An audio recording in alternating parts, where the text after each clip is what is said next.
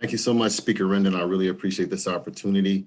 After a pretty challenging year, between a lot of the losses we've suffered, with our families, including our finances, this opportunity to be able to, share this information, I feel will really, really help people make a change in their life. Maybe not with everything, but, try to get a handle on a lot of the things in this year and the years to come. So let me go ahead and share my screen.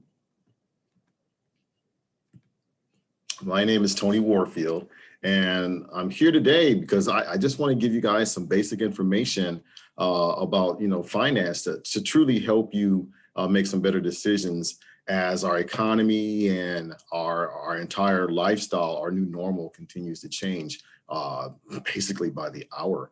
A couple of things I want you to think about while we're having this discussion today.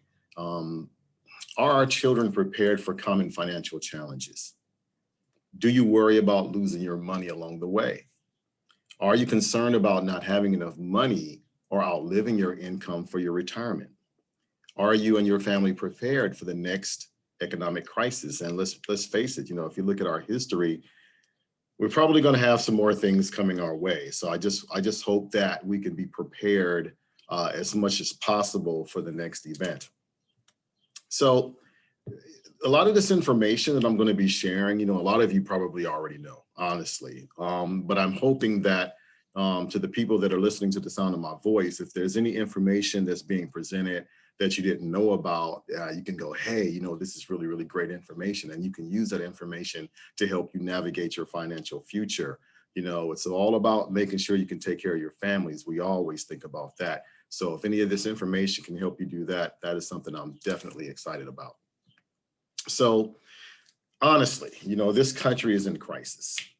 Financial illiteracy has really, really taken its toll on a lot of families.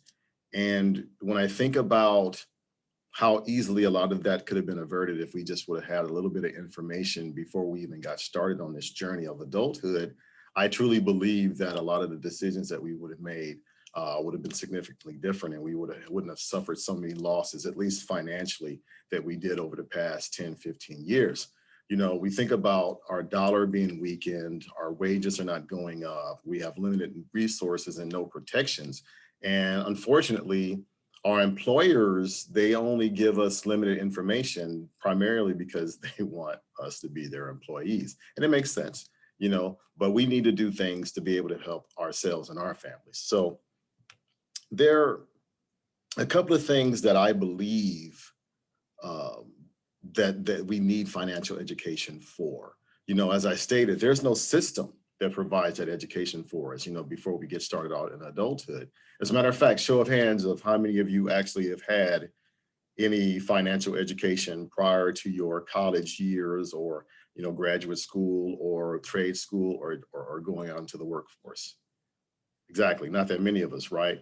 So I believe that if we have the education put in place, we can provide better options for our children before and after leaving the nest. This would include lowering the number of our kids going from school to prisons. We can reduce the number of people solely dependent on government aid, reduce the hardships of working families that are not taught the ways of money. We can also reduce the number of people required to work after they retire and help to reduce the generational wealth gap. That's a big deal. And of course, help as many families as possible to avoid the financial pitfalls of a volatile economy. So there are some things that we can do to be able to help us mitigate that. There are 4 basic steps that I would like to share with you. And, and these steps are pretty simple, and they're you pretty much can't go against them. You can't change them. You can't say that they're incorrect because they're facts. And being able to share this information, if you can adopt at least 1 or 2 of these tenets and grow to the next of them, to the rest of them, I truly believe that it's going to benefit you. So the first step is always the biggest, and that's step 1, manage your money wisely. Now, I know it sounds very simple, but truly it can be a challenge, especially when income has had some challenges coming into your home. So the first thing I want to say is don't spend more than you make. It's just simple math. If you have a certain amount of money coming in, you should only have that amount of money going out. Preferably you want to share, save some of that. You don't want to overextend yourself, more than 33% of your money going to any revolving debt, or 33% going to any household expenses. And you definitely don't want to buy something that you don't need, especially if it's going to incur additional debt. And you definitely want to manage that debt, right? So, one of the biggest challenges that we have today is credit card debt. So you don't want to go, you don't want to use your credit card more than 30% of whatever your credit limit is, because that will really impact your credit score. And even in a volatile market right now, a lot of people are looking at buying homes, or they're looking at selling homes. But if it requires you to use your credit, and say your credit card, it has a limit of $1,000 and you got $947 in there, that's 94.7% credit utilization. It's going to really, really tank your score. And considering your credit is about 40%, your credit utilization is about 40% of your overall credit score, that could really, really hurt you. So you definitely want to pay attention to that. If possible, you can consolidate some of your debt and be able to get lower interest rates. But chances are, if you can just pay your debt on time, you should be fine. So let's go ahead and take a look at another thing, an emergency fund. Now, as I stated earlier, we're just now coming out of a significant event in our history, in world history, as a matter of fact.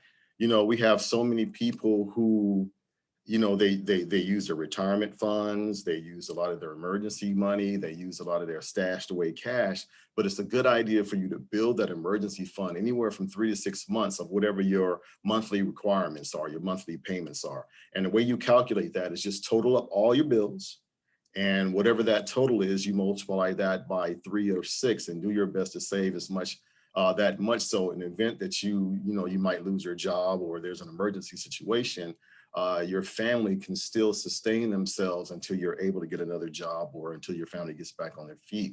And of course, once you are established and settled, you want to set some financial goals. You can think about, tomorrow is always going to come as long as you're still breathing. So if tomorrow is going to come, you want to make sure you set goals for the next 6 months, year, a couple of years, or even 10 years down the road, and then decide what you're willing to do to make sure you maintain those goals, because it's very, very, very important. So I want to wrap that up real quick. When you think about being able to get started out on your financial journey, you want to make sure you don't spend more than you make. You want to make sure you manage your debts. You want to make sure you create that emergency fund and set financial goals. So I'm hoping that you wrote that down, because that's going to be pinnacle for you to be able to have success in the following 3 steps. And before I go to step number 2, did you know that your financial health can affect your physical health? It's a good idea to take a serious look at your current financial status. Your financial health may be due for a checkup. It's better to know. I mean, just like with your body, if you had some kind of an illness, you would want to know now rather than later. So it's a good idea for you to, monitor your current health, financial health, because that way you don't end up getting broadsided by something critical. And one of the things that you can do to help you with that, of course, would be to have that emergency fund. So let's go ahead and go with step 2. All right, so protect your income and your family. So a good question is, how would you provide in the event that you lost your job? Better question, what are living benefits? So, as a life agent, one of the biggest things one of the biggest discussions that I have with people is trying to get them to understand exactly what living benefits are.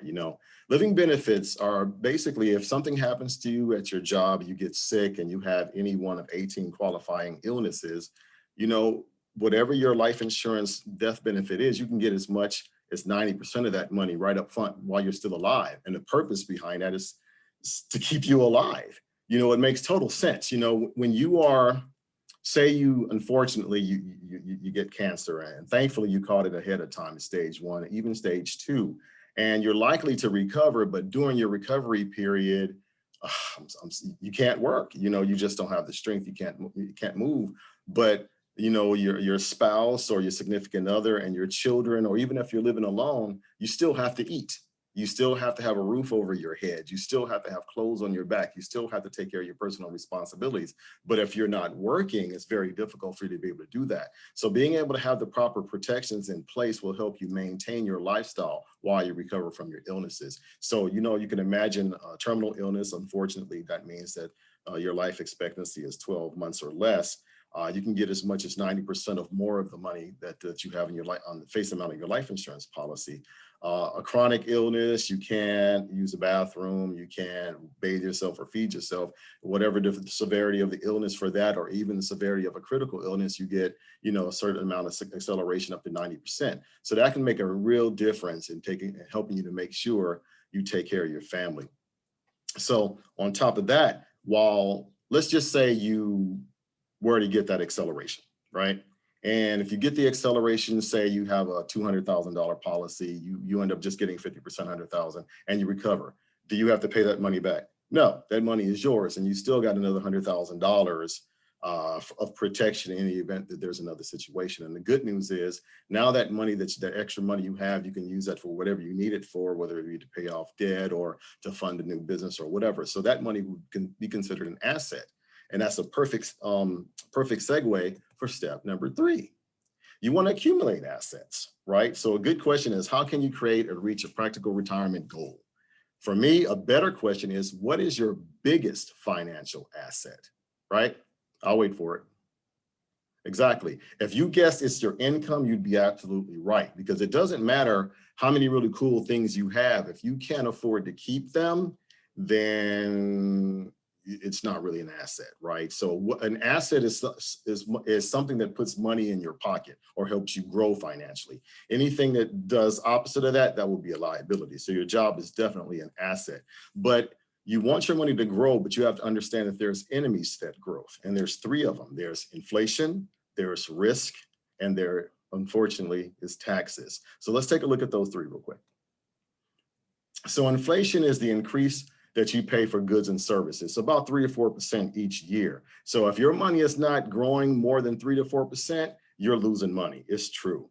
But there are situations where it's okay for you to take that loss, like for your emergency fund. You want to have that. An emergency fund is only good if you can get that money, right? So you're going to have that money in a bank. Now, a bank is only going to give you at best 2%, but because it's highly liquid, you can access that money anytime you want.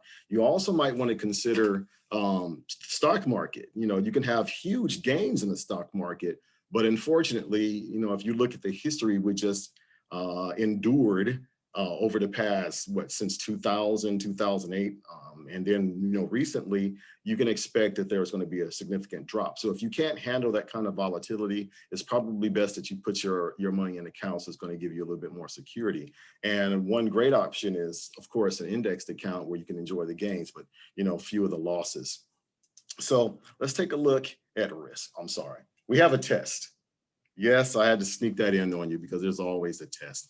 One of the things about finance that trips a lot of people up is they don't understand how their interest is charged in them, right? So you have 2 primary types. You have simple and you have compound. Simple is just that. It's simple. Say you had about $1,000 and, you earn 10% on that $1,000 every year, but you earn 10% on the principal amount. So the first year you'll get $100, the second year you get another $100. So you go 1,000, 1,100, 1,200, and so on. But when it comes to compounding interest, you're going to earn interest on the principal and the interest that was added to it. So the first year you have 1,000, the second year you have 1,100, excuse me. But the third year you're going to have what? Exactly, 1,210, 1,331, and so on. So here's the test. Here's the test. If you are earning interest, do you want to use simple interest or do you want to earn it with compounding interest? Exactly. You want to use compounding interest, and you want the highest interest rate that you can have available. But unfortunately, conversely, the people that you have your mortgage with or your car loan, they're also using compound interest. So you definitely want to have the lowest interest rate possible whenever you're paying your money out. The highest when you're getting paid, the lowest when you have to pay. It makes total sense to me. So if you got some money in the bank or whatever your financial institution is, in order for you to understand how your money is going to grow, we use what is called the rule of 72. And it's very simple. So you just divide whatever your interest rate into 72, and that will tell you how long it'll take your money to double. So say you're earning, I don't know, 10%, right? So 72 divided by 10 makes 7. So your money is expected to double every 7 years, which is great. So that $1,000 becomes 2 in 7 years, becomes 4 in 7 more years. And by the time you get ready to retire, you can imagine it'll be significantly high. But that's, of course, if you just didn't put any more money in it, right? So as you continue to add funds to your account, it's going to continue to grow exponentially with that interest rate. And you want to make sure you have the highest interest rate you possibly can. So let's go ahead and go to the next big enemy, which is risk. You know, as I discussed with the stock market, you know, the stock market, you can expect really huge gains, but you can also expect really huge losses. And a lot of people don't really understand how that works. You don't recover your losses. You only recover from your losses. And let me explain that to you. So if you have $10,000 and you lose 50%, that money's gone, right? And in order for you to get back to where you were, the market's going to have to go up 100% just so you can get back to where you started. And even if it goes up another 100%, if it just drops 50%, that's going to put you right back to where you started. But if you never lost in the first place, where would you be? Exactly. So the whole idea is don't lose. So you definitely want to put your money in accounts that's going to make sure you don't lose that money. So let's go ahead and take a look at taxes. I'm not a tax professional, but it's very, very simple. You know, if you imagine this, imagine you have a garden, right? And if you have a garden, would you rather be taxed on the seeds that you put in the garden, or would you rather be taxed on the harvest, right? Well, you know, we have 3 different ways that we're being taxed, right? The first way would be, you know, a lot of us are familiar with it. If you have a retirement plan, a pension, or a 401k, that money's actually being taxed later, right? Whereas your income tax is being taxed right now. So let's look at this. Let's break this down really, really fast. So your income tax gets charged right now, and whatever's left over is yours, right? But the money that you set aside for your 401k, as that money continues to grow and grow and grow, that's when the IRS gets excited, because now they got this big, huge harvest that they can tax, right? So the good news about that, and believe me, I'm not knocking on the 401k plans. The good news about 401ks with some employers is that if they're matching, you know, anywhere from 2, 4, 6%, you definitely want to put your money into that account, because that's 100% return on your money, right? So even if the stock market drops 50%, it's not really your money that you're losing, so it makes sense. But if you're overfunding your 401k, it's probably a good idea for you to go ahead and reallocate those funds, because it's better for you to put that money into higher yielding accounts that give you better results. And then, of course, you have where you don't get taxed at all. So if you take post-tax money and you put it into an account like a Roth IRA, a 529 savings plan, municipal bonds, and don't sleep on cash value life insurance, because with the insurance company, your money is guaranteed, right? And you can get ridiculously high interest rates. You know, one of my colleagues, he put his money into an account. He actually got 26% on his money last year. So 26% sounds a lot better than 3 to 4% for me. So you definitely want to make sure you sit down with your financial professional and then help them help you get a better understanding of how to navigate your tax situation. So let's go ahead and take a look at this very, very important announcement. The IRS set aside new rules that for your Social Security. So if you're younger than 59 and a half, you don't want to take your money out of your retirement, because you're going to get hit with a 10% penalty. That really is not good, right? Plus the taxes you're going to have to pay for, depending on whatever your tax bracket is. And then on the other side of that, 13 years later, you have the new rule 72, where you have to take a required minimum distribution, or you're going to get a pretty sizable fee. You know, the IRS will actually charge you 50% of that money plus whatever your tax bracket is, say about 30%, which will only leave you 20% of that money. So if you're having a tough time living on what you're living on right now, it's not likely you're going to be able to live on 20% of that. So you definitely want to take your money, or they will. So as I step forward, I wanted to sneak in one more enemy for you, right? And that, of course, is procrastination. So to help me explain that, I'm going to use this calculator. Let me stop sharing real quick. Go back in. All right. So imagine, I'm a saver, right? And even during a pandemic, you still try to, set aside some money for yourself. You want to pay yourself. But sometimes it gets really, really difficult. But let's just say, you know what, I'm going to go ahead. I'm going to buckle down and I'm going to save this money. So say you're just saving about a couple $100s a month, right? That, right. All right. And you're going to be doing that for about, let's say 40 years. Let's say, maybe not 40 years, how about 35 years, right? And, a lot of us, we put our money in a savings account. And some of those savings accounts, they do okay. Let's say about, I don't know, 0.8%. You're not starting out with any money. You don't want to increase the amount, but you still got to pay taxes, right? So that's about 36%.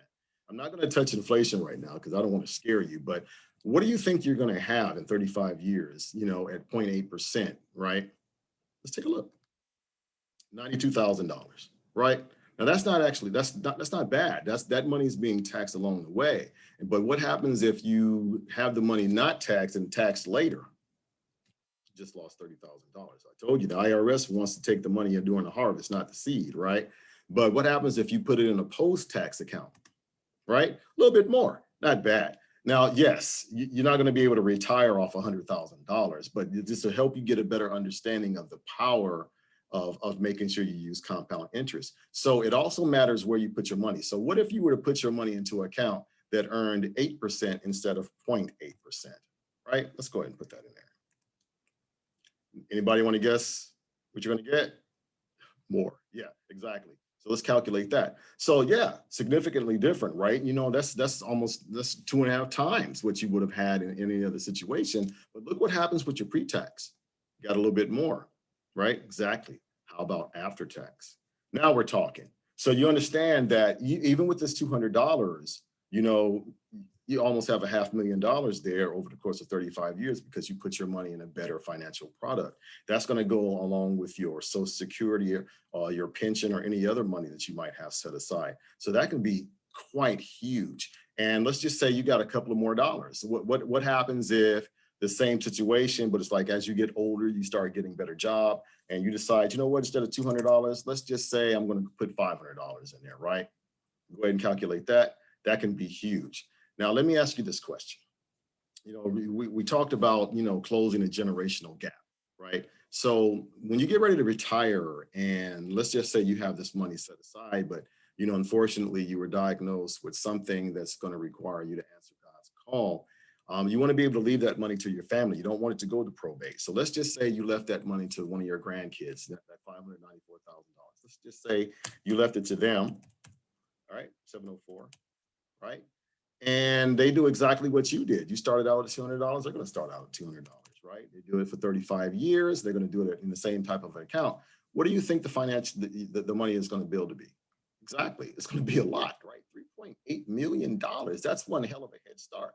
Well, that's how the rich continue to get rich. And we don't because we don't have the resources to be able to do this. Now, granted, $500,000 is a lot. So let's just say a lot of us, we get smaller policies. We have a lot of policies, but we just have smaller ones. Let's just say we just started out at 25,000. Forget about $500,000, right? Look at what you can still do for your family before being taxed, after tax. But look what happens without tax, right? And of course, that money is set aside and you can actually continue from generation to generation to be able to grow your family's wealth rather than, suffer from, stagnant wages or any other financial challenges. So I just wanted to be able to share that. Let me go ahead and stop my share and go right back into the presentation here. All right. So I wanted to share that, but as I share this next item, let's go to step 4. All right. You want to preserve your legacy. Just like I said earlier, you want the money to go to your family. You don't want it to go to the IRS. So one way you can do that is you want to make sure you have adequate protection, anywhere from 10 to 12 times whatever you make a year. You also want to take a look at long-term care costs. You want to get a power of attorney in the event that you cannot speak or do anything for yourself. You want to consider a living will. Testamentary, you want to appoint somebody to speak for you, or forming trust. And believe me, if you have a large sum of money or large assets, you definitely want to form that trust because you don't want the family battling over your estate, so that can be significant. So that is the 4 steps. But before I go, let's go ahead and recap, right? So you definitely don't want to spend more than you make. Let's just go ahead and put that out there. If you didn't remember anything we discussed here, you don't want to spend more than you make, because that's just going to make you get in more debt. You want to set aside money for emergencies, 3 to 6 months. You want to try to pay more than the minimum on your credit cards. You want to pay your debts on time. That's 40% of your credit score. You want to check your financial health. You want to protect your family and income with, life insurance. You want to make sure your retirement savings outpaces inflation. Otherwise, you're losing money. You want to avoid unnecessary financial risk. If you can handle a volatile market, knock yourself out. But if you can't, stay away from it. You don't want to take your money too soon for your retirement, and you don't want to take it too late. Otherwise, you're going to incur a lot of penalties. And of course, you want to focus on leaving a legacy for your family, because you want your family to continue to grow. And of course, probably the most important bullet that I have here is you want to email Tony your questions at tonyrwarfield@gmail.com. Look, I'm here to help. I remember the challenges I had in 2000 and 2008, and they were intense. And if I can save anybody from suffering from some of those challenges, I'm more than happy to do so. So with that, I'd like to open the floor up to questions. Of course, I want to thank Mr. Anthony Rendon, Speaker Anthony Rendon, his staff, and attendees for this wonderful opportunity. And I'm hoping that I touched somebody, some information that I shared mattered to someone. And for that, this is an opportunity for us to open up the floor to questions. All right, let me stop sharing. All right.